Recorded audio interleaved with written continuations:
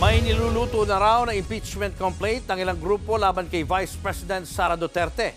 Ayon sa grupong Bagong Alyansa Makabayan, kumpiyansa silang may sapat na basihan at numero ang impeachment laban sa bise sa oras na ihain ito sa Kamara. Nagbabalik si Marian Enriquez.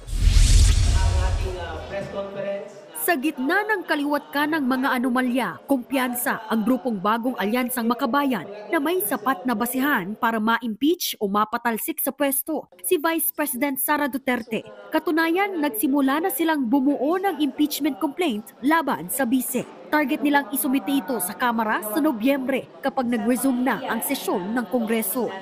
We understand may ibang groups din na nag-draft na ng kanilang complaint.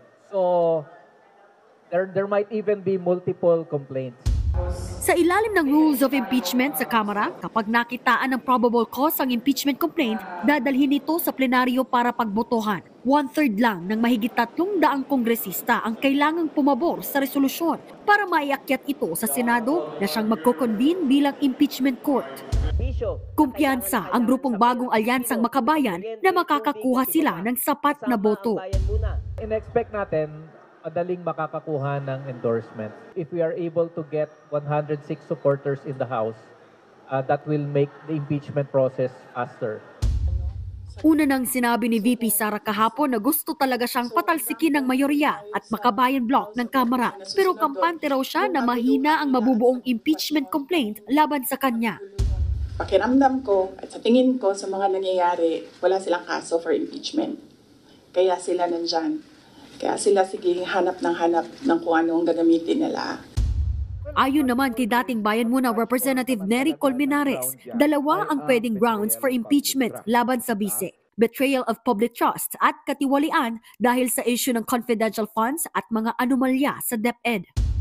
If it raises to the level of an impeachable offense, pwede namang maisama yan ng bayan na naghahanda ngayon ng impeachment complaint. Para naman kay House Deputy Majority Leader Erwin Tulfo, mahaba at hindi basta-basta ang proseso ng impeachment.